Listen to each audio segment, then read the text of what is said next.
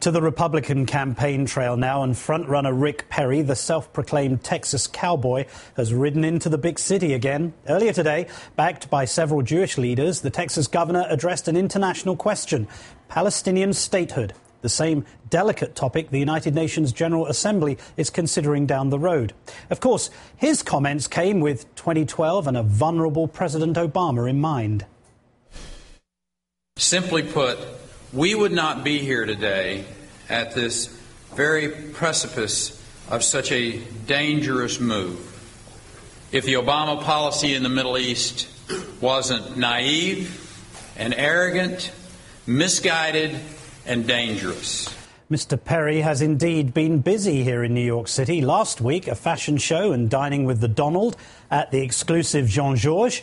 Last night, a fundraiser uptown with Hispanic leaders in the district of longtime Congressman Charles Rangel, who checked in on Perry and called him, quote, the best thing going for President Obama. Then came dinner with News Corp chairman and CEO Rupert Murdoch, whose many holdings, of course, include the conservative outlet Fox News. For more on the Southern City Slicker and other topics, 2012, I'm joined now by S.E. Cupp, political analyst and columnist for the New York Daily News in Washington, and here in New York, Joyanne Reid, MSNBC contributor and editor of thegrio.com. Good afternoon to both of you. Joyanne, if I can start with you. A USA Today Gallup poll has Rick Perry enjoying a 31% to 24% lead over Rick Perry. At the same time, McClatchy-Marist poll shows the president at an all-time low of 39%. Do you think this reflects the fact that although in the last few days the president has become more driven and more focused, more assertive in public, it's a bit too late? Well, no, I don't necessarily think so. I think we need to see polling in the next couple of weeks to see if those polls start to shift. What you see in that Marist poll is incredible pessimism about the economy. The majority of people, about three-quarters, believing we're in a recession. We really aren't, but the feeling of recession and just the feeling of kind of economic despair weighing down the president's numbers. But at the same time, a majority in that poll, including a slight majority of Republicans, they want President Obama's jobs bill passed. So he does have an opening there if he continues to push on it. S.E., we're reminded of another state governor suddenly on a national political stage who came to the United Nations in September 2008. I'm sure you can remember. And she couldn't quite handle the scrutiny. Her name was Sarah Palin. But I'm assuming that you think Mr. Perry will do much better when it comes to the complexities of foreign affairs?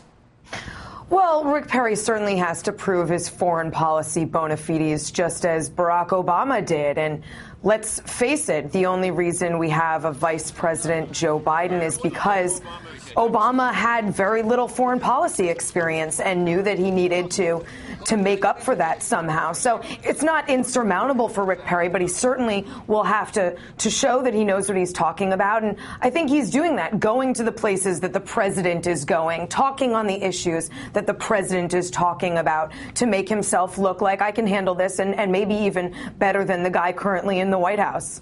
Joyanne, in that same poll, Michelle Bachmann registers at an appallingly low 5%. Yeah. What's happened to her campaign?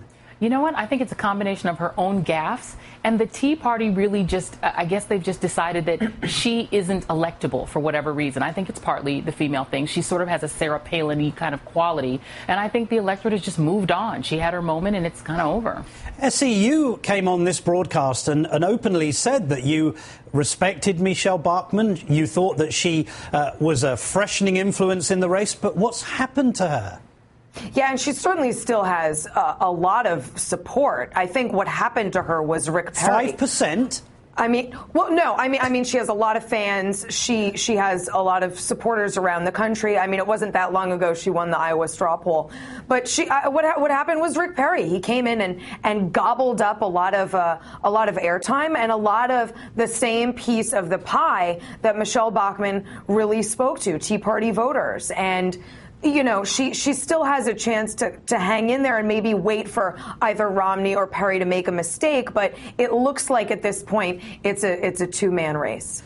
S.E. Cupp and Joyanne Reid, thank you both for joining us this afternoon.